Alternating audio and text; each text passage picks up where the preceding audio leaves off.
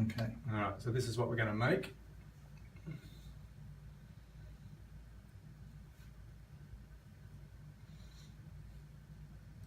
Alright, and here's how we make it. So I'm just going to load a blank sequence. I've already got my vision that I want to put underneath those supers, so I'm just going to edit that onto a timeline.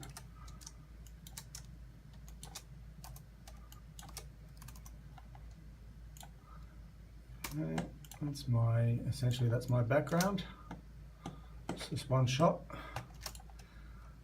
So I'm going to add 2 layers because we're going to have 2 layers of text. Well, actually we're going to have 3 because we've got a top line, a bottom line and a white line separating the supers.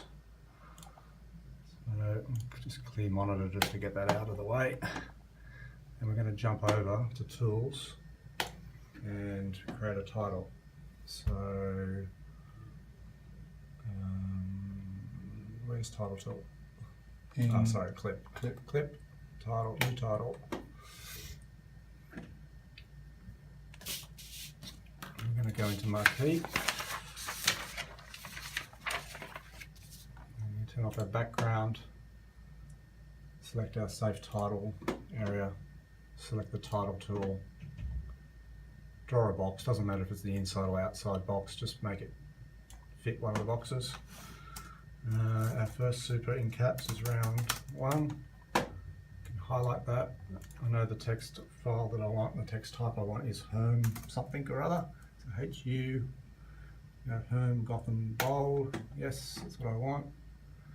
I want to make it as big as I can in the screen because I want to be able to play with it once I start compositing it in Avid. I want to make it centered, and if I press the pointer mode and press just outside the text, that highlights that text field for me, and I can just drop that down and make sure that's centered.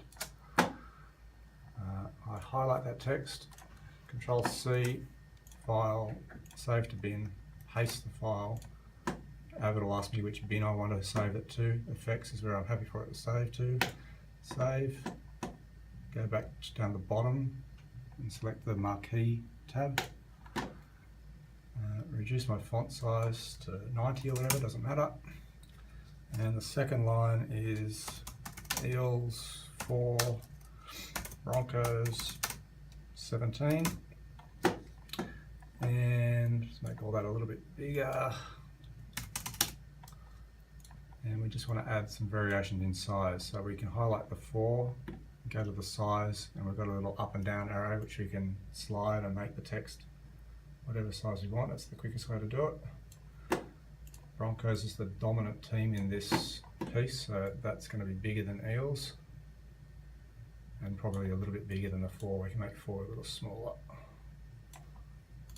Okay, and the score, producer likes the score to be nice and big. Okay, doesn't fill the screen, but it's big enough to what we're going to work with because I know it's going to be less than half the width of the screen. So we can highlight all that, Control C, File, Save to Bin, Paste, OK. That'll automatically save it to the effects bin because that's where the last file was saved. Go back to Marquee, press the arrow button, press outside of the text, delete, so we don't need that anymore. Select the rectangle tool. We're going to draw a white line. Doesn't matter where we put it, we may as well just put it in the middle.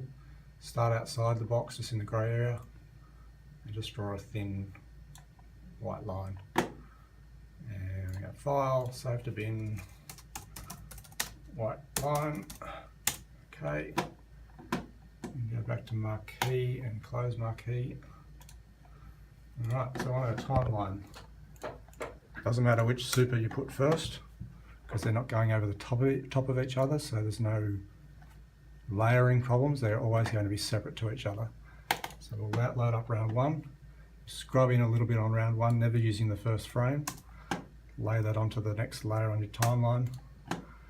Go up to the next layer, layer 5, select your next title, scrub in a little bit, edit that in, go to the next layer, select it, open the white line, scrub in a bit, and edit that in. So we've got our 3 text layers. So we go to the bottom layer, go into effect mode, home, keyframe, and keyframe. Control click the first keyframe so both keyframes are selected. Grab the top right box, which enables you to scale the text to whatever you want. It's the quickest way to do it. Round one's got to be quite dominant in this. That's one of the most important parts of what the producer wants to tell with the story. So we make it reasonably big and move it to where we want to begin the animation, because this is going to drift. Which way does it drift, Duncan? Well, yours drifted from right to left. Right to left. Okay, so we want to start here, and then we select the last keyframe and we drag it left. So when we scrub through and see it moving. So that's that layer, movement-wise, done. The next layer, I go into effect mode, home, keyframe, end keyframe, control click. And we want to, again, grab that top right hand corner and scale it. Again, this is a small broadcast monitor, so you can go a lot smaller than you think you can. It will be very readable at home. So we want to start about there, and we want to end about there. So it's nice to have that little bit of an overlap, and they kind of meet in the middle a bit towards the end of the animation. So that's our animation for both text layers. On top of that, we've got a white line.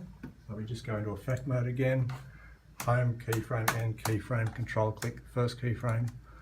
And I just want to move this line vertically, so I hold shift and drag down, and I want to position that right on the bottom of that round one line. Okay, so there's our animation with the line. All the text is in the right size. What we want to do now is back off the transparency on those text files, but not the white line. I want the white line to stay 100%. So I'm going to control click the first keyframe so that both keyframes are selected. That will maintain the animation but change what I change next, which is the level button. I'm going to put that at 60%, and I'm going to drop it back even more. I'm going to make it fairly transparent. So now when I scrub through, the animation still maintains the movement from right to left, but the transparency has changed.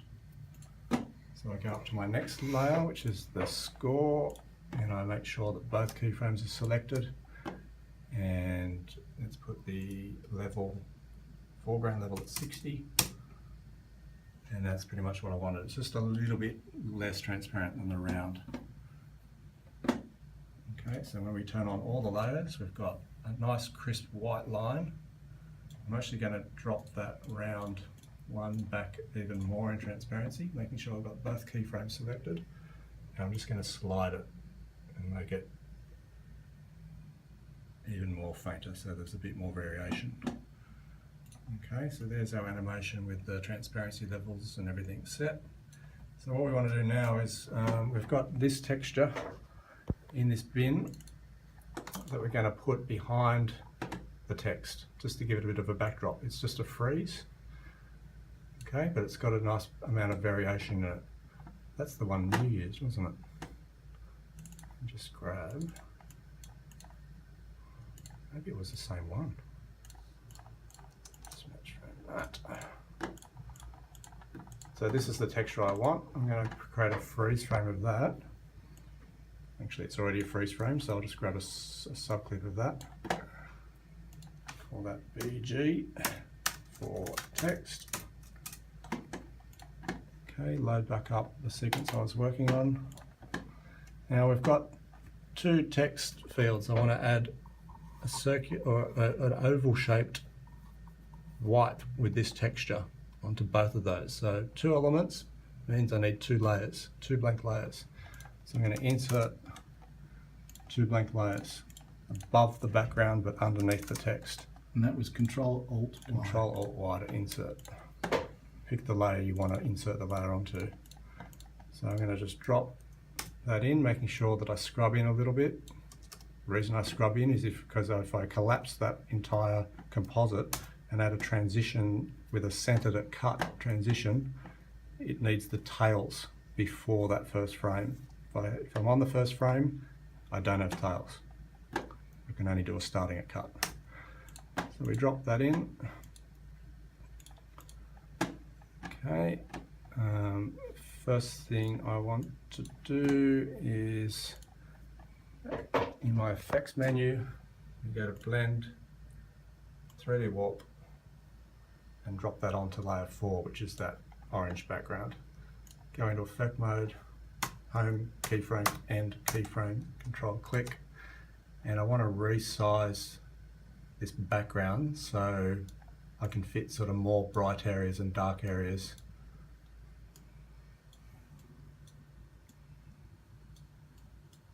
Sort of something like that. Okay. Now I want to composite that over the picture so I can see some parts of the picture behind that texture. So we go to Sapphire Composite, Math Ops, and we alt drag that onto the 3D warp we just applied. That effect is too harsh, so I go into effect mode and change the operation from add to screen.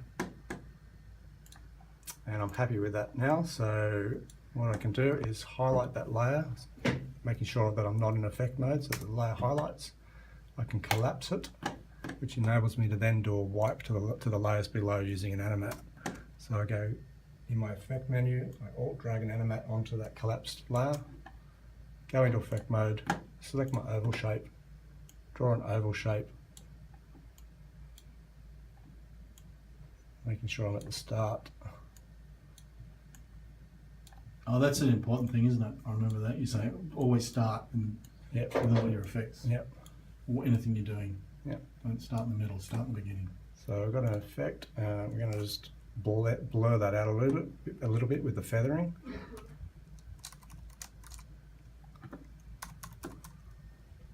Okay, that's sort of the effect I want. I don't want it to be too harsh that I can actually see really a shape. I want sort of just like a blended, soft sort of shape behind it.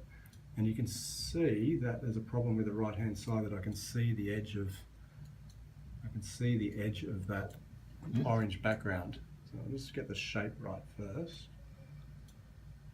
Make it slightly less soft. I just want a little bit more dramatic. Yeah, you can only just see the edge.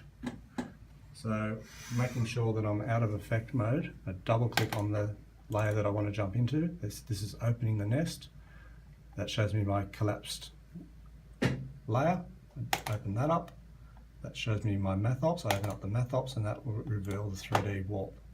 Go into effect mode, select 3D warp, make sure both keyframes are highlighted, and I just want to move it horizontally to the right. So I hold shift down and just drag it to the right a bit. About there. Okay. I jump out of effect mode by just tapping on the timeline bar at the bottom of the timeline, and I double click the original layer, which is layer 5, and that closes the nest. We go back to the start of that shot and make sure, yep, I'm happy with the first keyframe. I go to the last keyframe and just reposition my animat. So now when I scrub, it tracks with the text. So the background and the text now move in unison. I want to do the same thing behind the round one, so I can just copy that layer by marking it up, making sure I'm not in effect mode.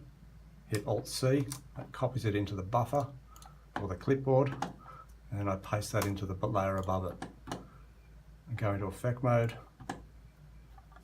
go to the monitor the top layer so I can see all the text, go to the start of my sequence, make sure both keyframes are selected, press on the animat and move it to the new position. And get it roughly in place. Okay, so animat's roughly in place. We need to move the texture. So we double click on that layer to start opening the nest all the way until we get to the 3D warp. Go into effect mode, select 3D warp, make sure both keyframes are selected, move the background, make it bigger because we've got a bigger title.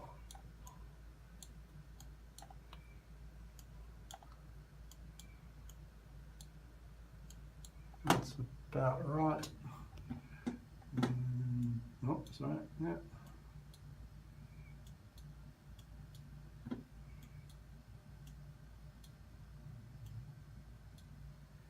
That's about right, we'll go with that. Click on the time code bar at the bottom to get out of effect mode, and double click layer 5 to close that nest. Go into effect mode, because we're on the animate effect on layer 5. Go back to the start of the timeline. I'm happy with the first keyframe. Go to the last keyframe and move it to the left so that it tracks with the text. So now when we scrub, we have a background behind both text layers. And I've noticed a problem with the bottom layer. I'm seeing on the right hand side, I'm seeing the edge of the texture file. So we'll go back to layer 4, or layer 5, layer 4, yep. And the reason behind that is because I haven't made my texture big enough. So I'll go back in to that nest until I hit the 3D warp. Make sure both fields, both keyframes are highlighted, and just make it a bit bigger. Okay, and just highlight out, select our top layer and just scrub through while we've got that nest open. So if we need to make a further adjustment, we can. But that seems to be fine. Okay, so I can jump out of effect mode by tapping the timecode bar at the bottom of the timeline and double clicking the layer that I was working on, which is layer 4. That closes that nest. And we do a render on the top layer only. It's a short sequence, so you can just render the top layer. You don't need to render all the different layers. When you render the top layer, it renders everything underneath it.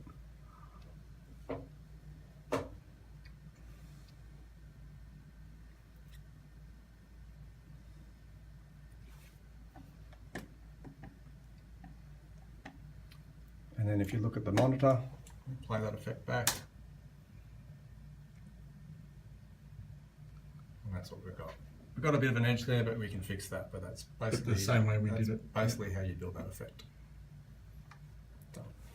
Thank you, Paul.